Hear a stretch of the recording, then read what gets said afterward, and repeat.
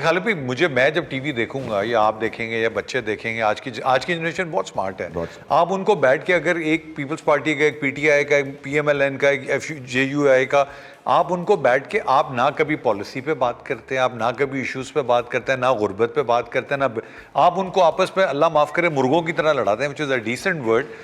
What are you trying to achieve? اور آپ کو پتہ بھی کچھ نہیں ہے. خدا کی مثال کے قسم. طور پہ جب اسامہ بن لادن کا یہاں پر واقعہ ہوا تو یہ جتنے ہمارے بڑے بڑے ٹی وی کے سورما تھے ان میں سے کسی کو نہیں پتا تھا کہ کیا ہونے جا رہا ہے. یہ روزانہ کہتے تھے آج وہ ایران میں ہے، آج وہ افغانستان میں ہے، آج فلاں جگہ. پتہ لگا جی وہ وہیں ایبٹ آباد میں. ان کی سورس کیا ہوتی ہے ویسے؟ بھائی ان کی سورس یہی ہوتی ہے جو میری اور آپ کی سورس ہے. نہیں گیٹ نمبر 1 2 3 4 بھاگ ہے یا ویسے واقعی بھی سورس ہوتی ہے؟ کوئی سورس مجھے نہیں لگتا. میرا جو اپنا اندازہ ہے وہ یہ ہے کہ انہیں کچھ نہیں پتا ہوتا ہے کل کیا. ابھی آپ دیکھیں نا جو حالیہ الیکشن گزرے ہیں تو سارے تجزیہ نگار کہہ رہے تھے کہ جی نون لیگ جو ہے وہ بھاری اکثریت سے جیتے گی، پی ٹی آئی ختم ہو گئی، کچھ نہیں بچا. جو میں سوچ رہا تھا، میرے جیسا لے مین سوچ رہا تھا، ایک پبلک کا آدمی سوچ رہا تھا، ویسے ہی ہمارے سیاسی اینکر سوچ.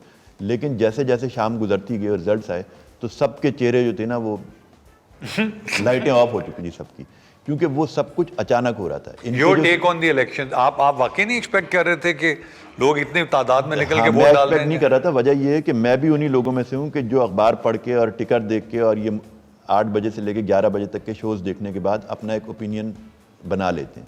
تو پوری پبلک کا وہ اوپینین بنایا گیا تھا اور آخر میں ان کے لیے بھی وہ بہت بڑا سرپرائز تھا کہ یہ کیا ہو گیا. مثال کے طور پہ جو جاوید چودھری کی آپ نے بات کی تو میں وہ مذاق میں ہی میں نے کہا تھا، لیکن آپ دیکھیں کہ وہ ایک حقیقت ہے کہ اگر آپ نے پوری تاریخ پڑھی ہوئی ہے تو 10 20 25 30 سیکنڈز تک آپ کو لگے گا کہ یہ آدمی سچ بول رہا ہے. یقین کریں کسی کو نہیں لگتا، لیکن آپ کہہ رہے ہیں تو میں ہاں، لیکن یہ کہ کچھ دیر کے لیے جو ہے نا آپ اس ٹرانس میں آ جاتے ہیں. بالکل ایسے ہی لگتا ہے. مثال کے طور پہ میں آپ کو بتاؤں کہ بسم اللہ الرحمن الرحیم. السلام علیکم ناظرین، میں ہوں جاوید چودھری.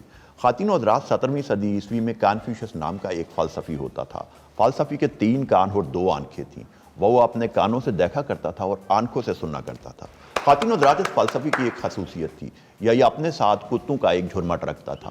کتے رات بھر بھونکتے رہتے اور کانفیوشس فلسفی سو نہیں پاتا تھا.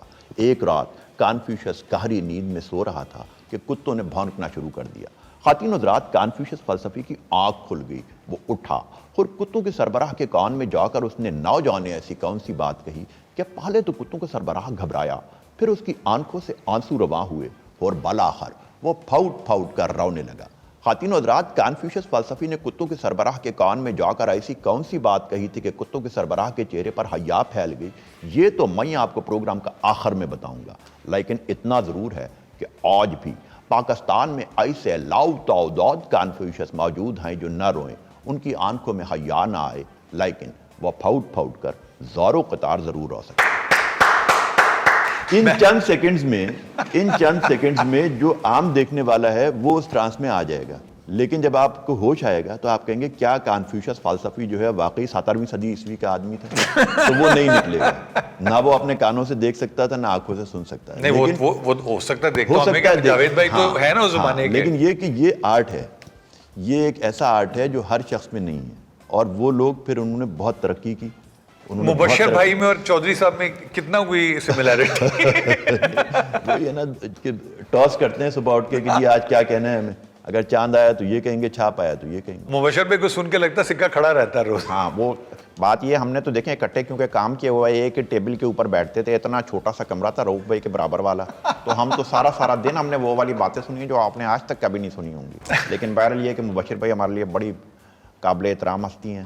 آئے دن ان کی پیش گوئیاں ہم دیکھتے رہتے ہیں، آپ بھی دیکھتے رہتے ہیں، سنتے رہتے ہوں گے، لیکن اگلے دن جو ہے وہ بالکل فلاپ ہو جاتی ہے. تو ٹیک کا بریک آفٹر بریک والی بات ہو جاتی ہے. مثال کے طور پہ ابھی آپ دیکھیں نا، انہوں نے ایک چیلنج کیا نون لیگ والوں کا کہ میاں صاحب نہیں آ رہے.